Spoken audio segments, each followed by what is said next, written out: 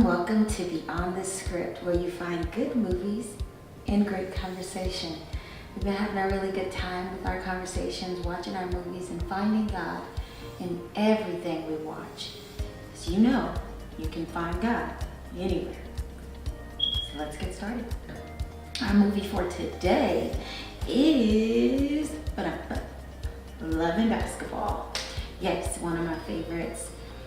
We're going to talk about a little later how this movie is a little different than the others. I love how each episode brings its own special, unique thing. And this episode, it's really, really my honor to have a guest that parallels Monica, the lead actress in, the lead character, I should say. The actress is the not lead thing. But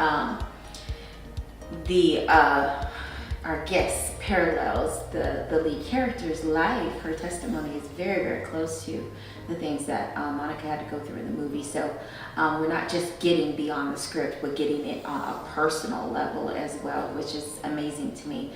And so it is a little bit different than, of course, us just watching something that we know nothing about or have never experienced and trying to find God in it. But to hear from somebody who actually lived that type of life and things that they had to deal with, and how did they find God, and how did going beyond the script found him. We're just going to move right along and talk about the movie. In Act 1, the first thing we see is we're watching Monica, which is the lead character. We watch her grow up with her love for her significant other, and basketball. And so in the first act, we see her and her passion for basketball. We come in not with her learning. She's already been a player. She's already fascinated with it. She knows stats. She's only 12, but she, is, playing ball like a pro, like the boys. And so in Act 1, we watch her go through just trying to prove herself as a basketball player to her neighbors and friends. And we also see in Act 1 that she pretty much is, I don't want to say interested, because in her character doesn't know that she likes a boy. She's just too young. She loves basketball. And so the common thing between her and her neighbor that she likes is basketball. And so we saw early in Act 1 that, his opinion of her mattered when she was, trying to fix her hair and to make sure she looked nice to see him, and, things like that. But, if you didn't care, it would matter to you. Act 2. I love the way the movie gives you quarters, just like you're playing a basketball game. And so from section to section, it's like the first quarter, the second quarter, the third quarter, and it was really, awesome. It kept you engaged in the, a basketball mind frame. If you never played basketball, don't know anything about it, you feel like you're, a part of the, you're a part of the cast and you're a part of the movie because of this. And so it was brilliant. Very, very good idea. Thank you. For us who didn't know what was going on, it kept us engaged. And moving into Act 2, they've completely grown up. They both got into college. They both went together.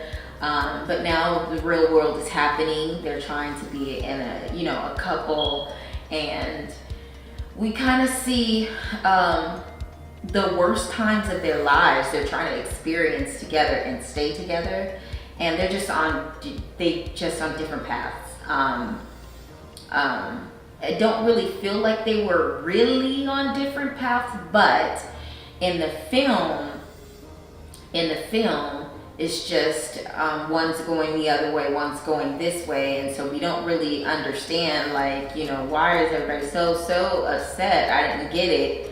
But looking at it as a whole, I just remember what I felt when I first watched it. I was like, well, why? That's not, what I'm saying? Don't, why are you giving up, a decade of childhood friendship because you're upset, or and I think after watching Act 2, as you gradually go along in the story, you realize the devastation in Quincy, which is one of the lead characters. And then you realize the devastation also in Monica. And so this is the reason why they split. And in Act 2, we had to kind of watch them, build lives apart. And as you're watching the movie, you're falling in love with the characters and hoping they be together and things like that. So we just watched it unravel. And then at the end, it's one of the better ending stories where, they find their way back to each other. But the story kind of goes gradually. You would think that it's a love story, and you would think that you can understand and know exactly what's going to happen, but it's still a story that is worth watching, I would say, even now.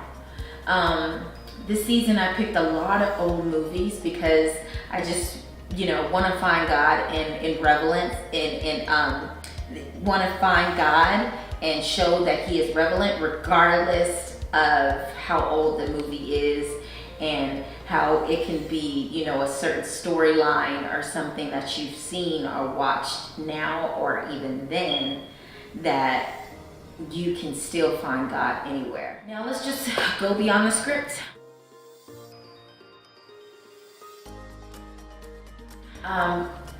This movie, to me, was more literal than it was spiritual. I felt like God is love, and these experiences that we go through with our loved ones and trying to fight for relationships, and even just understand, when is it the right time to be selfish? When is it the right time to be selfless? Because I think all of us know that at some point we get to a place where, am I giving too much?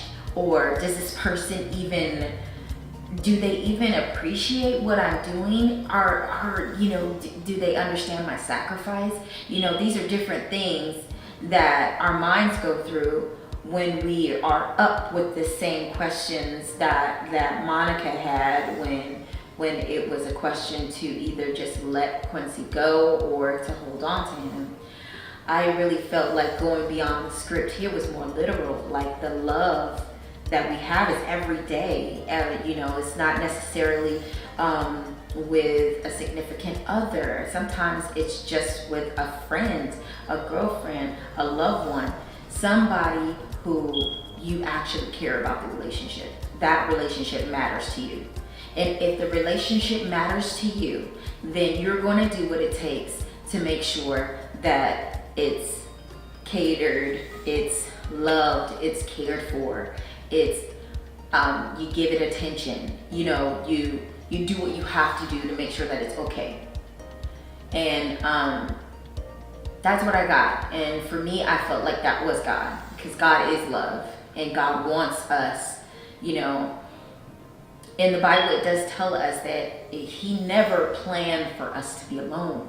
That wasn't a part of the plan. It wasn't something that he wanted. And if the God, the creator of the earth, says that, it was in his plan for us to not be alone, then relationships matter. If the person the God that created us said that he would rather us not be alone, then relationships matter, and it was the plan for it to matter. Don't get me wrong, some people enjoy being alone, some people enjoy their space, some people just, relationships aren't their thing. I get it, I understand, but even in that, it's still someone or something that's worth you and your time. It's worth even your thoughts. And what I mean by that is the thought of, I kind of like that conversation, or this person makes me happy, or when you think about somebody, there's a joy in your heart. There's something different about it, And so I think beyond the script in Love and Basketball, going beyond the script for myself, loving basketball was extremely literal. Watching the movie, watching love, watching how you can make the wrong mistakes, watching how you can love something the wrong way, watching how you can put something, that material over something that's, real and moral, it's easy, it's in our world, it's easy to love your job more, give your job more attention than you give your family, or, just not really realizing the importance of certain relationships in your life. And these relationships may not be that important to anybody else, but there's certain relationships that are in your life that matter to you, that you want to work for and you're willing to work for. And I really feel like watching this movie took me to that place, took me to a place where, it's worth fighting, it's worth fighting for. She found, and he found, the love of their lives, and they thought it, not robbery to say, hey, everything else goes away. You matter to me. And so that's how I went beyond the script. I hope that you will watch the movie and love it and go beyond the script and find different ways to find God in it, because that is the source and the point of this show. So now we're gonna move right on along to my exciting favorite part of the show, which is the pure peer thoughts. And I'm so excited to bring on the show Miss Isha Shepherd. She's a powerful warrior in Christ, and I really, really love her. I'm glad that I got a chance to meet her. Alright everybody, we are here beyond the script with our peer thoughts with beautiful Isha Shepherd. Thank you. Powerful Isha Shepherd. Praying warrior. Isha Shepherd. Yes. Ooh, that's taking it. She's jumping right in.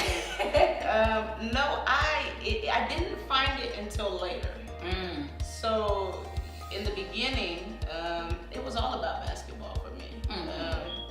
I knew that's what I wanted to do. I knew I was going to do it. I knew I was going to play basketball, WNBA, overseas, whatever. Right. I knew, right? It wasn't until my junior year in college, when I played for Oregon State, that I've always been like, no gloat, I've always been like the biggest team player, right, on the team. I was always like the star player. And this particular year I got benched.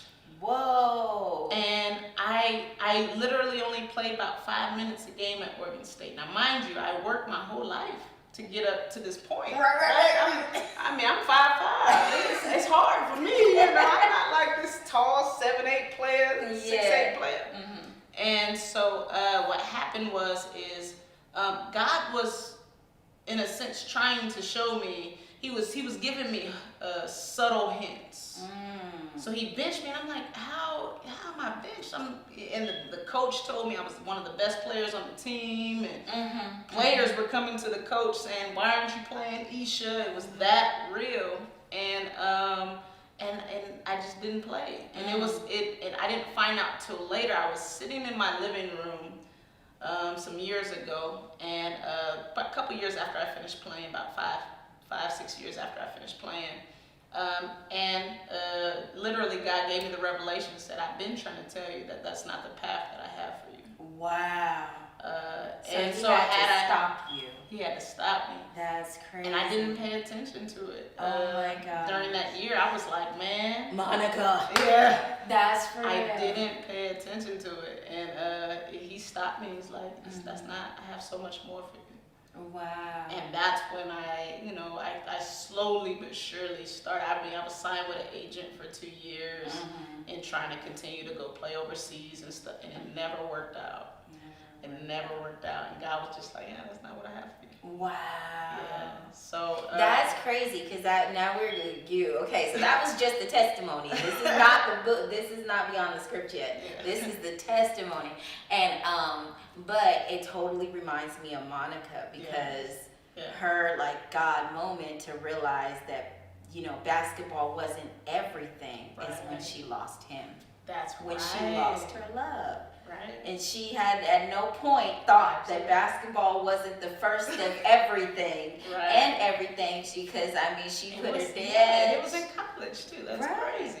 Very true. And it's so funny that her mom, she never stopped loving it because of the, you know, the issues she had with her mom. She didn't stop loving it with, you know, dating, and you know, she loved basketball. She loved it. And the only hurdle that made her question basketball, it was the only one, was her love for that man. And when he was gone, it wasn't the same. It wasn't the same. In this story, this poor baby didn't have no other lasting relationships of any kind. And it's crazy that you say that, because when I was at Oregon State, I used to tell people these were the two biggest things to me in life at the time, and I said, judge me on it if you want to, but I had my high school sweetheart Rashad, and then I had basketball. Those were the two most important things to me at that time.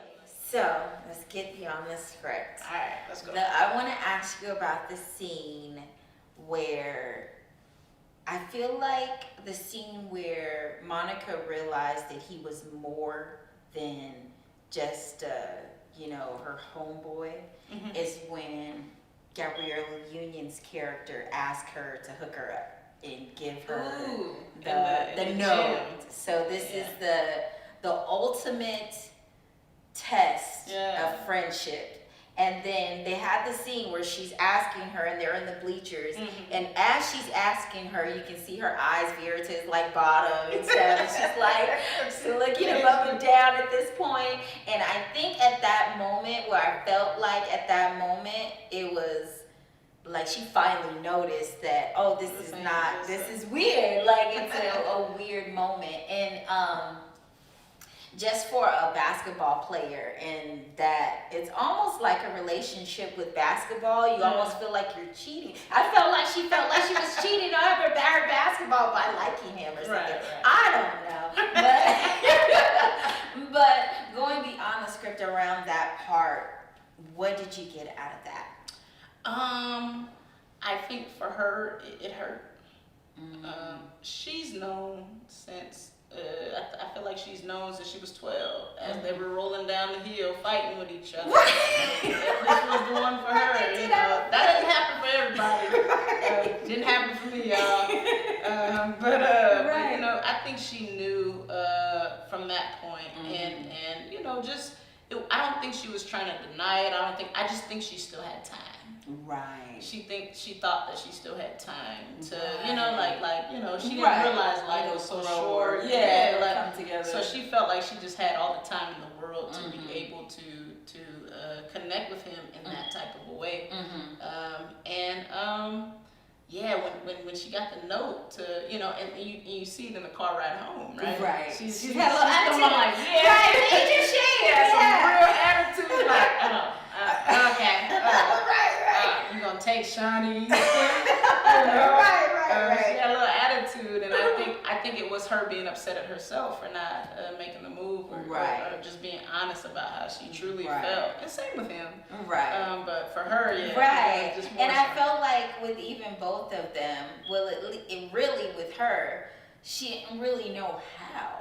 You know, it was like she didn't even know how to express her disdain for her mom. She like, just thought basketball and him would be around forever. Forever. Just kind of like was her mindset, I feel like. Yeah. You know what I mean? It was revealed that her mom had only went to a couple of her games. Right. And she said she's played over hundreds of games, and her mom only went to a couple. Two, yeah. And it was revealed that her mom had no idea that was a big deal. You know, she was just like, oh, you got to marry your friends and your coach and your daddy for that. You know, like it was nothing. And can you imagine, this is my life. This is all everything I to me. love. and I am your child, and you didn't think it was important. You know, the hurt. Let me tell you what's so significant about that. That's very difficult. When you have a child who that's their everything, it's important for you to. I always make the joke, like when I have kids, and if let's say I have a daughter, right? I hope and pray, and I'll be praying very hard on this, that she doesn't want to be a cheerleader. You know, like, but if she did though, I would support her at all costs. I would need a lot of Serena, I would need you to pray for me, okay? If that happened. But no, it's very important. It's very important that you support them at all costs. The crazy part about it is I had a conversation with my older sister, who played basketball. She wasn't as good as I was, and you know, but she played basketball and ran track in her high school years. And she called me one time and she asked me a random question, and she said, "Hey, you know, we talked about how my mom, like, so when I started playing, my mom was at almost every game. She would call off of work, or I'm coming into work late because my daughter got a game, right? She was at almost every game, but for Kathy, it wasn't the same. And so she made a statement and said, you know that she felt some type of way about that. She's like, yeah, like Mom went to all your games, but she didn't really come to mine, and that hit her in some type of way, right? So I think it's very important, you know, when you talk about that scene, and it was a lot of things that were revealed in that scene. Even you know, you let Dad walk all over you, like she let it out. She let it all out. She let it got out. smacked, but she let it out. But she let it out. And I forgot about that part too. That she didn't really so, respect you her know, as a woman. I didn't respect you as a woman because you let Dad walk over you. You know, you spend all these hours cooking this big old meal, and Dad walk in with a couple of pizzas, and you don't even say nothing. You don't even say nothing. Right? And that's, you know, to her, So it's just that, I think that was just her boiling point. right. And she was letting yeah. it out. And what's, it was also special too to finally hear the mom side. Right. You know, Right. and to finally Yeah. see that Yeah. this is what she just loves to do it. It's not that I'm, you know, being a sucker or a doormat. I just love to do it, you know. Yeah. But what I want to know, what scene were you talking about? So the scene of all scenes to me was the bleacher scene at night. Right. The scene where she had curfew. She had to choose. But that was it. Yes. That was like the and that was a reason why he left. Yeah. And he broke up with her. Because it was like, I just need you to be like, I just found out my dad is cheating on my mom, and you know, you're supposed to be right. You're supposed to be here for me. You're supposed to. So it kind of lets me know that he actually always seen a little something more with her than she did with him. Yes. At some point. Right. You know what I'm saying? Like, so I felt like he was more mature when it came to that stuff. Right. Yeah. And so, which is shocking because men don't usually Right. mature. Exactly. You know, but yeah, that scene where she's like, I gotta be in for curfew, otherwise I'm not gonna start. I'm not. Yeah. Right? Now, she could have chose to stay with him. Right. Or you know, and here's the conflicting part, because she did invite him to go back to her dorm. Yes. But he was like, I don't feel like being bothered with nobody. You know, like, so she still offered. It just, it wasn't in the way he And I think to him, it was more, it should be a given. Right.